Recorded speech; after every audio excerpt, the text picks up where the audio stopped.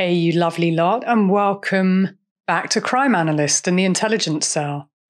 Now, today I wanted to talk about the case against Ghislaine Maxwell. Ghislaine Maxwell is back in the news, and it's of her own doing. She chose to do an interview to Daphne Barrack, a friend of hers and a friend of the family, and that interview has just aired. Have you seen it? I highly recommend that you do watch it because I'm going to share my insight and analysis about that particular interview. I think there's some really interesting aspects to what she said and also how she presented. But before I do that, I want to just give you some background context. And that background context is important because firstly, I often hear Ghislaine Maxwell referred to as the disgraced socialite. And I just want to make it absolutely clear, she's not a disgraced socialite. She is a convicted sex trafficker and she is a convicted sex offender. So she was arrested and she was put before the court for 6 counts of sex trafficking. And she was found guilty in December 2021 of 5 of those counts. So it's really important that we understand that she is a convicted sex trafficker. She's also prisoner 02879-509. So let's refer to her and call her what she is and stop her airbrushing and erasing out convictions, because that's really important. Now, when we talk about, or when I say, well, who is Ghislaine Maxwell, I also just want to paint the picture of her upbringing and her background, because yes, she did come from extreme privilege and wealth. And that's really important to acknowledge in the fact that she could have chosen to do anything with her life. She was given every opportunity to do amazing things.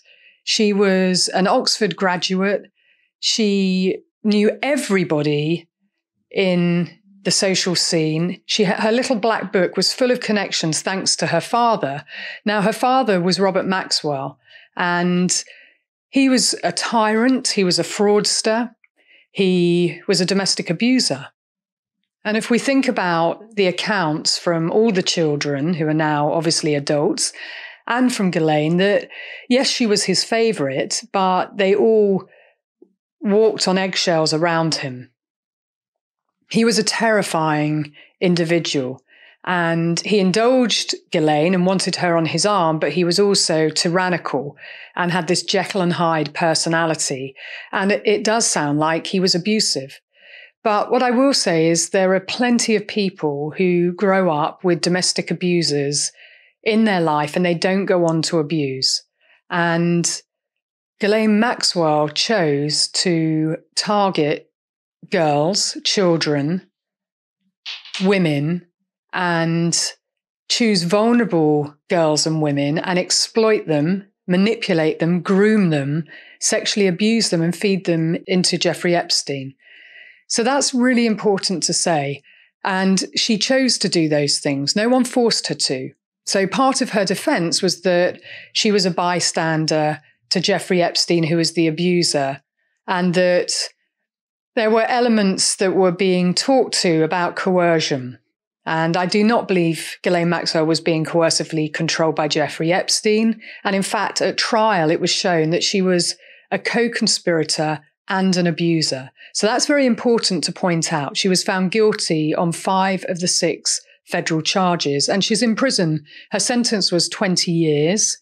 And her lawyer made it clear outside of court that she would be appealing, and that appeal is still ongoing. So the interview is an important interview, but we also have to put it in the context that there's an ongoing appeal. Okay, so at the time when her father disappeared off of a boat and she was grief-struck, she then moved to New York because it came out that he took lots of people's pensions and was a fraudster, and she moved to New York, and that's when she met Jeffrey Epstein. A similar type of character to her father in the sense that he had a huge amount of money and he had a lot of wealth, and she was attracted to that. And he likewise was attracted to her because she had all the connections. She knew she had a little black book. She could organize meetings with presidents, with royalty, with CEOs, with incredible socialites, and she threw these dinner parties. And that was very attractive to Jeffrey Epstein because he was the opposite of her in terms of social skills. Now, Ghislaine Maxwell, I believe, wanted to marry Jeffrey Epstein. He ticked every box for her and would give her the life that she wanted and was used to. And I believe Epstein dangled that carrot and exploited that. But it was still her free choice to remain with him. And I want to make that clear. She chose to put his needs above all else. And she told people that he had to have 3 orgasms a day and that she was finding girls to feed into Jeffrey Epstein. And that's a really important point, that she did disclose what she was doing and she was trying to meet his needs. Well, also, what's clear is that she targeted 14-year-old, 15, 16-year-old girls and she groomed them. And grooming is the art of manipulating someone without them knowing that they're being manipulated. And there is immediately a power imbalance. A grown woman who's got this level of finesse and gravitas and charm, and she found girls some who were from homes where there was an abuser, and she would promise them things and give them what they wanted, and then she would feed them into Jeffrey Epstein and he would abuse them. And with some girls, Ghislaine Maxwell also abused them with Jeffrey Epstein. So she wasn't just feeding girls in, she was actively participating in their abuse, and that's really important. And she exploited their vulnerability. These were conscious decisions. Now, in 2005, we're going to go back to 2005, a 14-year-old girl's parents in Palm Beach found that she had money and questioned where that money came from. It tracked back to Jeffrey Epstein. They went to the police and the police investigated, Palm Beach PD investigated, and they found that many girls had a similar story. And in fact, it was well known in Palm Beach that young girls would go across the bridge and would go into Jeffrey Epstein's house, and that he would give them money and that they would perform massages on him. Okay, that's important. The investigation, Palm Beach police did an extensive investigation, which resulted in a 52-count indictment. And that 52-count indictment disappeared. There was a meeting with Acosta, and there was a sweetheart deal, a non-prosecution agreement that was drawn up, and the 52-count indictment disappeared. Epstein was put before the court, and he was jailed. Now, that is repugnant to me because there is no such thing as a child prostitute. A child can't consent. So that's outrageous in the first instance. But in the second, well, what happened to all the other charges? And third, he was given day release. So he got work release. Now, no sex offender gets work release. That was against their policy. So that just tells you about the privilege and the arrangement that went on between powerful men to allow Epstein to leave prison on day release. Now, Ghislaine Maxwell and Jeffrey Epstein continued on thereafter. And of course, Prince Andrew met with Jeffrey Epstein, a convicted sex offender. And of course, we know about the BBC Newsnight interview, which Sam McAllister, producer and booker extraordinaire, secured. And you can listen to me interview Sam on Crime Analyst podcast, where we talk about all the behind the scenes of that interview and the psychology and Prince Andrew's behavior.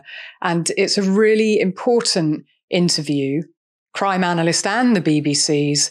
The BBC's interview changed history forever. And it brought some level of accountability to Prince Andrew. And I am going to talk about Prince Andrew, but I do want to just say that Ghislaine Maxwell was a key part of setting up that meeting between Epstein and Prince Andrew. She was the facilitator.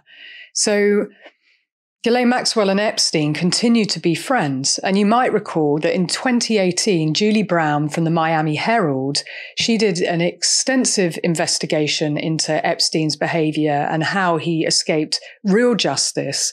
And it forced the police into a position where they had to reinvestigate him. And he was arrested for child sex trafficking. And what we, of course, now know is that in 2019, he was found dead in his cell. Now, there's a whole question mark about, was he murdered or did he die by suicide? And I have talked about the evidence for both in Real Crime Profile. And Ghislaine Maxwell talks about that in her interview, and I'll come on to it. But what's important is that with Epstein dead, Ghislaine Maxwell goes on the run and she disappears herself. And she is then found in New Hampshire by police in a house called Tucked Away. And it really was tucked away, very isolated. And it took some time for the police to go through the door. And when they did, Ghislaine Maxwell did try and flee. And she basically was put before the court in 2021 for 6 federal charges relating to child sex trafficking. And she was put before the court as a co-conspirator and an abuser. Now, her defense was, as I said, that she was a bystander, that she didn't do any of it. It was all Epstein, and that her defense was clearly aimed at discrediting the victims, which we've seen many times before, but actually it backfired spectacularly. Now, the reasons why, in my opinion, it backfired was because A, the prosecution were ready for all of that nonsense. B, the victims were credible. And Annie Farmer, in particular, well, she had disclosed the abuse in New Mexico to police, as had her sister Maria, to NYPD and the FBI, and their accounts remained consistent, and she gave evidence at that trial. Also, what was significant for me was Juan Alessi's testimony. Now, Juan Alessi was the former housekeeper in Palm Beach, and Juan Alessi testified to the fact that Ghislaine Maxwell ran the show. She ran all the girls and the women and every detail of Epstein's life. And what was instructive to me was that Ghislaine Maxwell wrote a 56-page household manual. That's what it was called. And it detailed specific rules and regulations of how every girl and woman in that house must behave.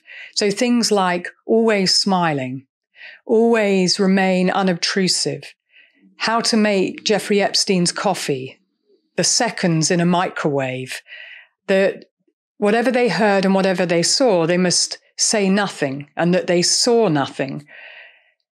Thirdly, all of the women testified to the fact that Ghislaine Maxwell was the worst, and that she was the monster, and how cruel and sadistic she was, and that she was the one that targeted them, and that she had created this pyramid scheme. Now, that is very important, consistent testimony, with each girl and woman corroborating the other. And lastly, what was significant to me, which we must not overlook, is that Epstein paid Ghislaine Maxwell $30 million. That's what was transferred into her bank account. And she had $15 million of property from Jeffrey Epstein. That is hugely significant for me. As I always say, follow the money. The money never lies. And I just want to quote the prosecutor on the case. And she said to the jury in her closing arguments, use your common sense. Your common sense tells you that you don't give someone $30 million unless they're giving you exactly what you want. She continued, your common sense tells you the witnesses are not lying and they just cannot be all misremembering the same thing. So that was really important because Ghislaine Maxwell's defense strategy hinged on blaming, shaming, and dismantling the testimony of the women, but it didn't work. The jury saw through it and she was sentenced to 20 years. Now, that's significant. And on sentencing, she said that she acknowledged the pain of the victims, but she did not say anything by way of apology or that she felt remorse or that she felt terrible. So now to present day. So the appeal is ongoing.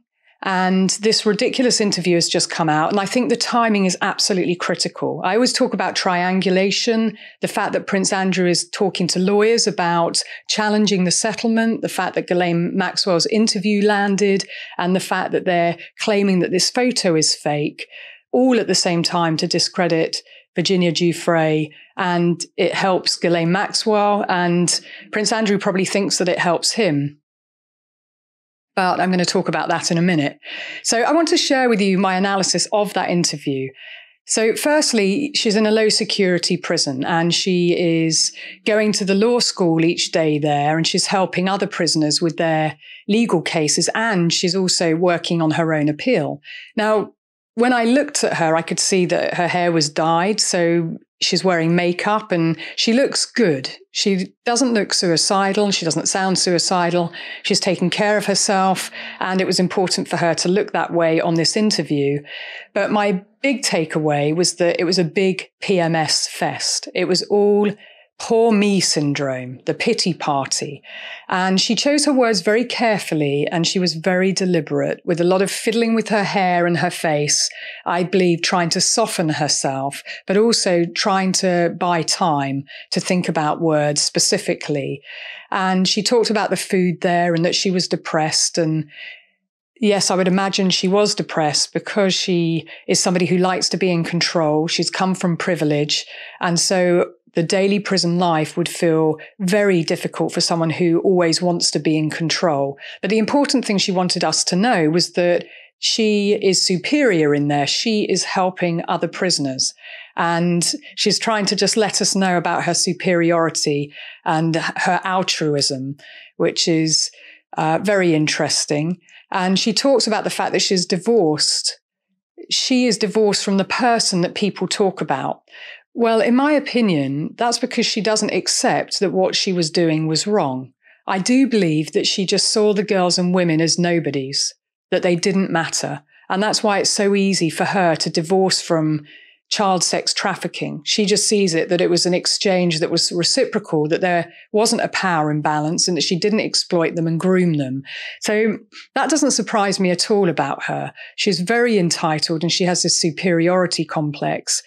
She talked about working for Epstein, but all the pictures that I've seen of them together, she's clearly fawning over him and their intimate pictures. So it's not about a work relationship. She clearly adored him and she acted as his wife. And let's not forget that she was given $30 million to give him everything that he wanted.